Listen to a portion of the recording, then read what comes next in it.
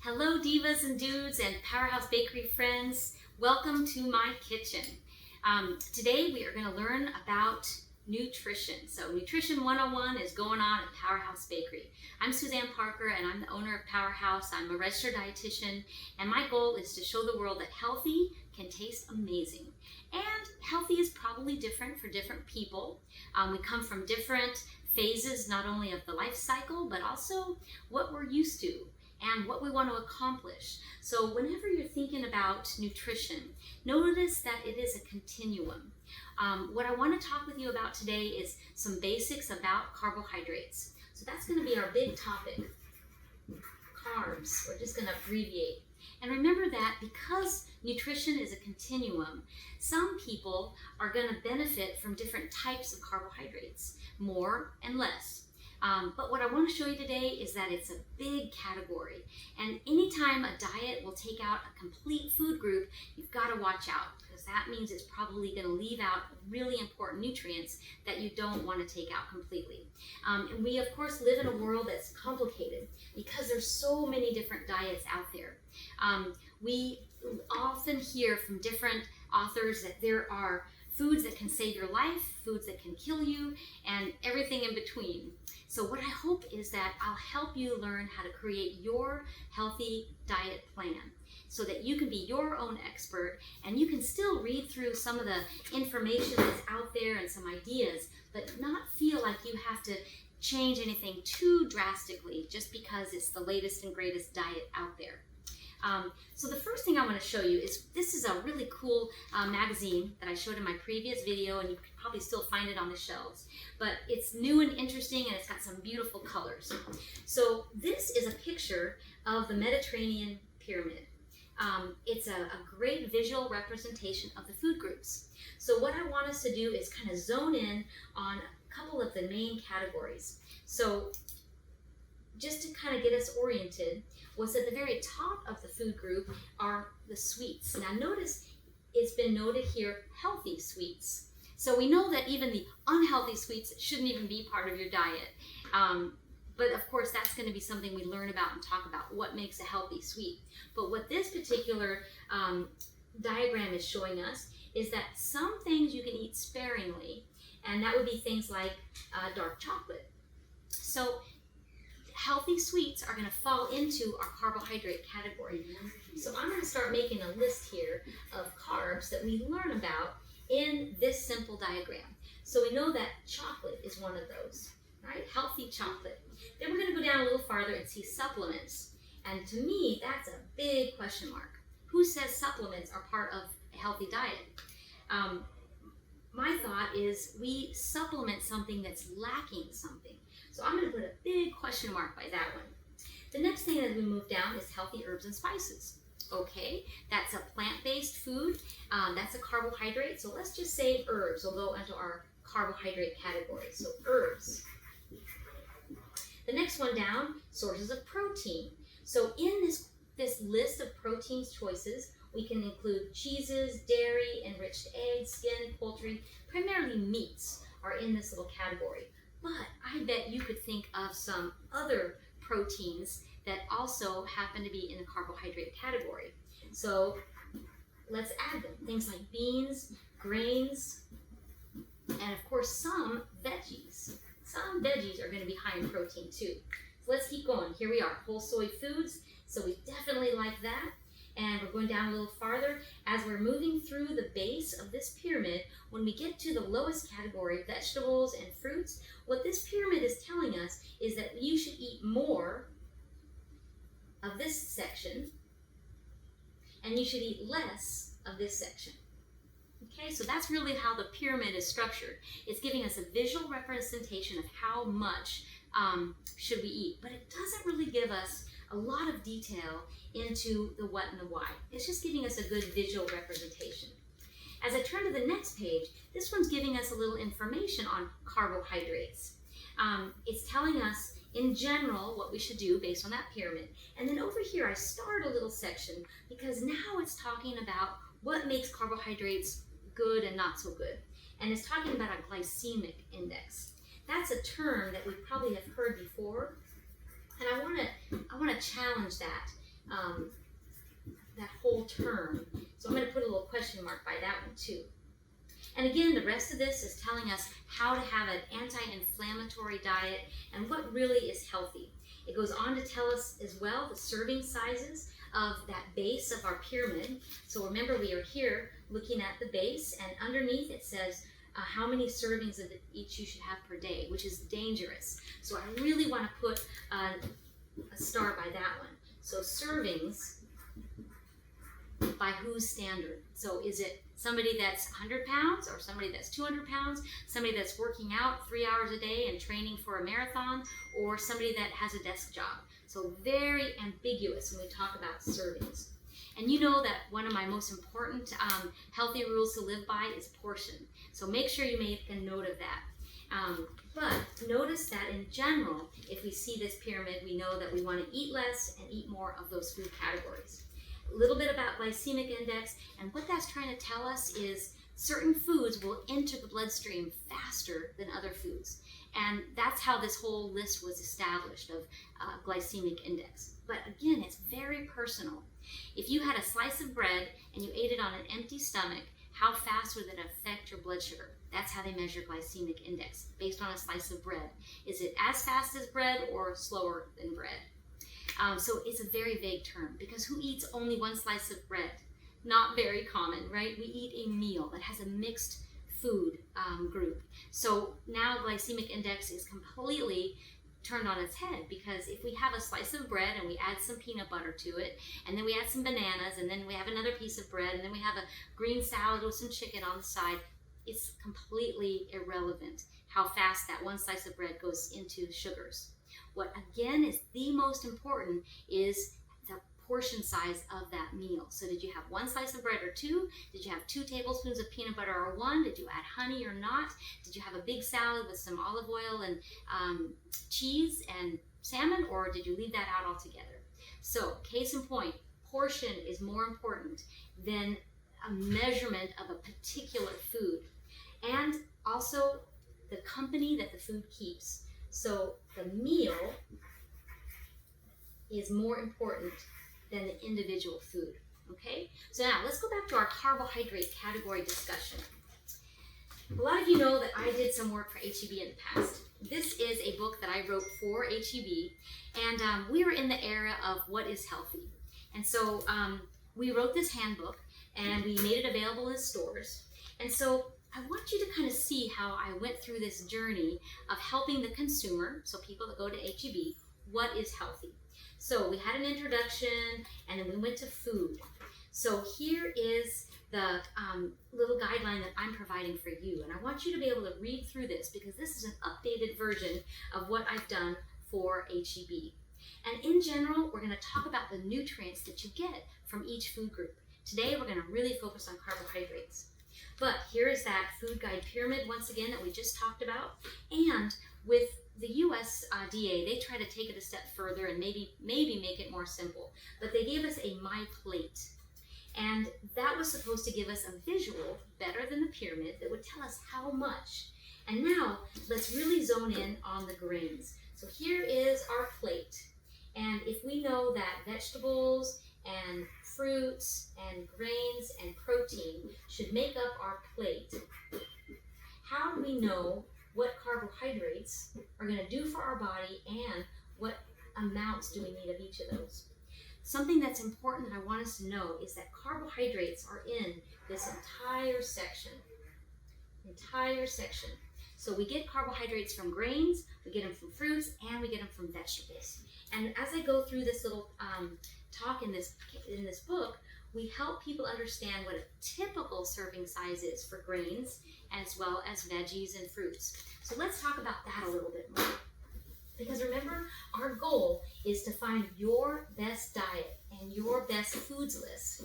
And sometimes the type of food is not as important as the amount of food. We know that all carbohydrates provide our bodies with energy. And there's several components to that source of energy. Whether we get it from an animal, or we get it from a legume, or we get it from fruits and vegetables, carbohydrates give our body energy. That's why portion size is so important.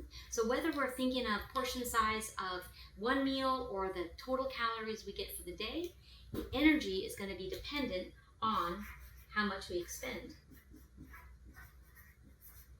Carbs are the most important in the energy continuum because we get carbohydrates in almost all the types of foods. Everything plant-based will have some carbohydrates in them, and that's pretty much what we eat. Remember when we did the food guide pyramid in the plate? It really showed us that 3/4 of that whole food plate is coming from carbohydrates. So we want to know, how much do we expend? You guessed it, exercise is important. So activity level is going to really help us determine how many carbohydrates do we need. So if you are sitting at a desk or you're working out, all of that is going to be a part of how much exercise and how much energy we expend. Something to be aware of when we are burning calories. If we work out for an hour and you've got your Fitbit on and it's tracking how many calories you have burned, right? That gives us a perspective. If you're walking for an hour and you're measuring how many calories you've burned, say you burned 300 calories. And now you're trying to decide, well, should I replace those calories, or how many calories should I burn or consume in a day if I want to lose weight or if I want to gain weight? So what's really important here is that your workout is only 1 hour of your day. How do we spend the other 23 hours? The workout is minuscule. It's not going to have a big impact at all in our total calories. What really matters in our energy needs is our body type, as well as our age, our fitness level, and what types of foods we choose. Okay, so make sure that even if you're working out, don't think that those calories are going to really increase your caloric need. Okay, so that's the important part. When you have most of your day that is activities of daily living, that's going to give you a certain amount of calories that your body needs. So when we're looking at carbohydrates, we want to understand where those calories come from and what happens to the excess calories. So if we have 300 calories that we burned in a workout, where do the rest of the calories go? So if we think about our day and we have to burn calories to stay warm, burn calories to keep our brain going, all of those increase our basal metabolic rate. So our 300 calories from exercise and our base calorie needs. And again, this has to do with our age, fitness level, and of course our body composition. Super important. So if you want to be able to eat a little bit more during the day, the trick will be to increase your calorie expenditure.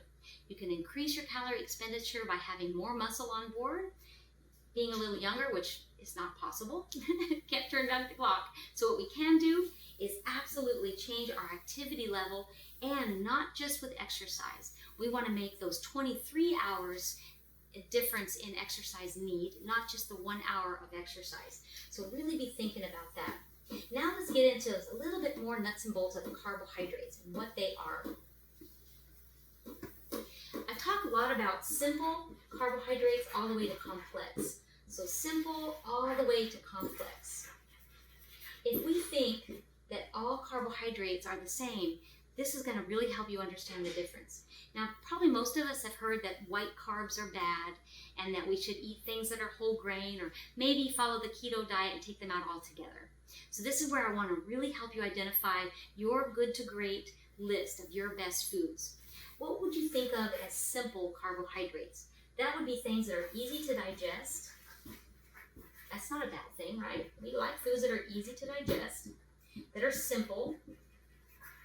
They give us energy quickly, so fast energy. Those are all great things. More complex. that is going to be foods that have a longer time to digest. And why? Well, because they've got some protein in there. They've got some fiber, maybe even some fats as a natural part of that plant. So protein, fiber, maybe some fats. Now, another thing that we think of in the simple versus complex is the fact that some of them will have more minerals and more vitamins. And when we think about plants, the plant itself needs all those nutrients. They have phytoestrogens, phytochemicals, they have minerals and protein to make the plant grow.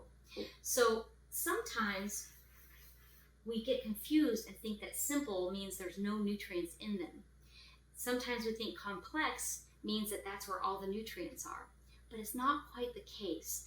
Really, this description is more simply put how our body reacts to them. So that's where I want to touch back on the glycemic index and think of how quickly can that food be absorbed.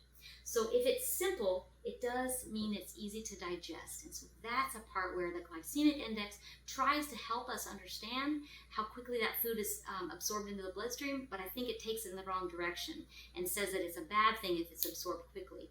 If I'm working with an athlete and they need the food or the fuel to quickly get into their bloodstream for a burst of energy, we're going to pick things that are simple, like white rice and mashed potatoes and honey, simple white bread, like a sourdough bread, or things like blueberries and strawberries and watermelon and iceberg lettuce and spinach. All of those fall into the simple category, mainly because they're easy to digest and the body can access the energy quickly, and that's what makes it a simple carbohydrate.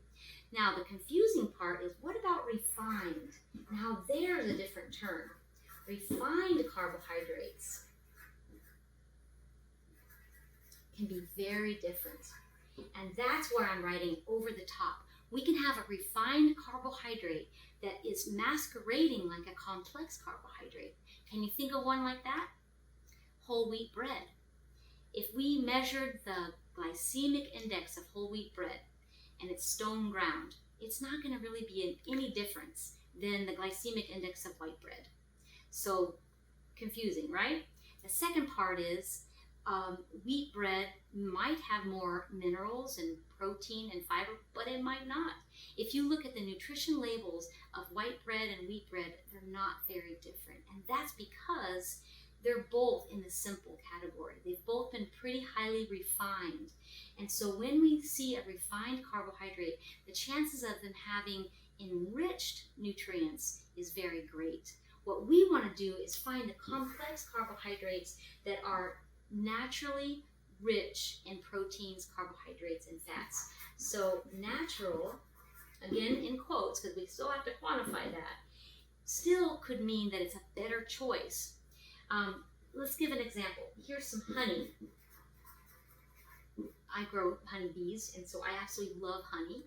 And it would be considered a simple carbohydrate. But I use honey as my only sweetener.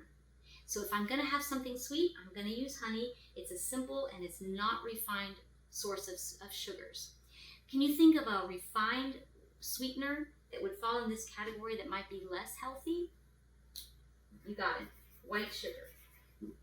So now we have fully refined or processed, we've bleached it and we've heated it to a high temperature, and it's really changed the quality of that simple carbohydrate. So that refining has taken out some of the natural nutrients that we would want to keep in that sugar.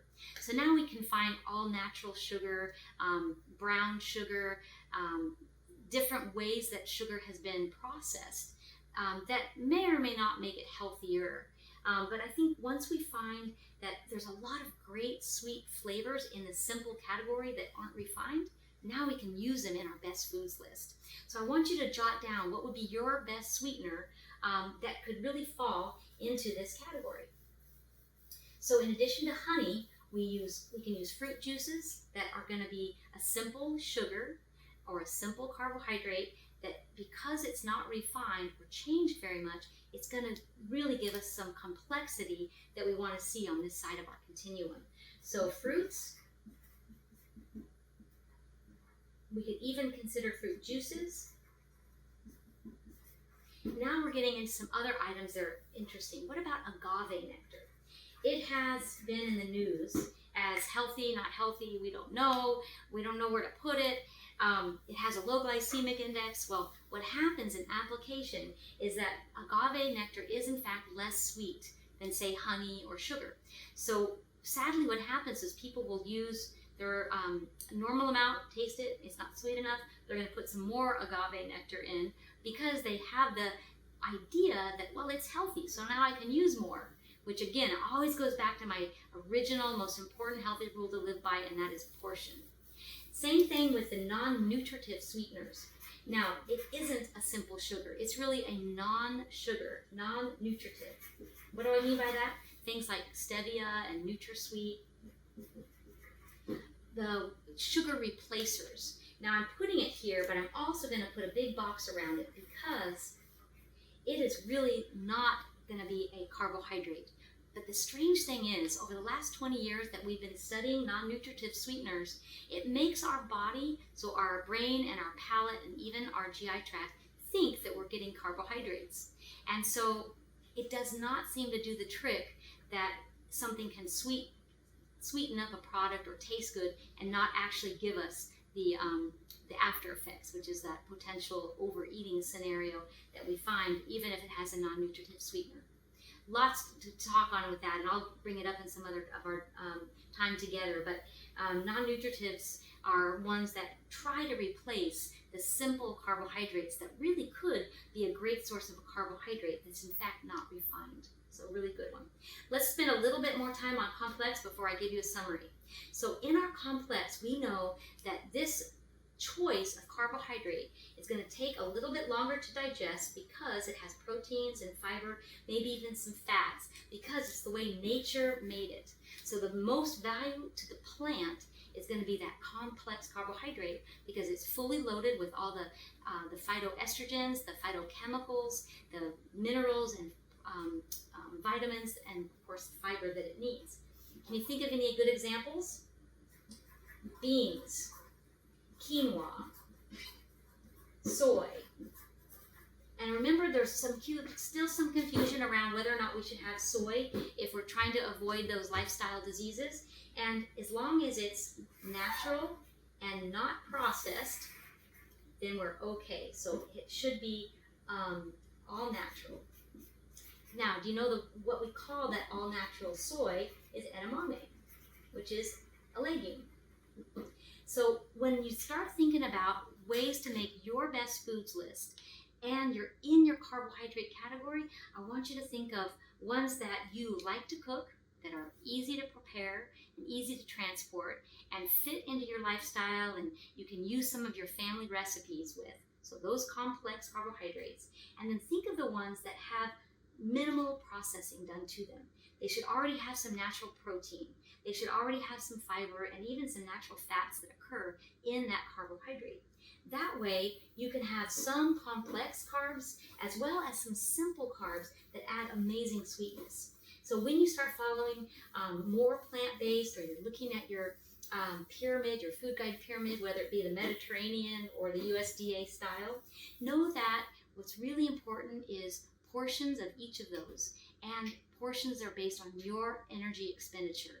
That way you will not have to worry about weight gain or the lifestyle diseases that go with that. So I look forward to seeing your best foods list, and cook some healthy quinoa today. Have a great day.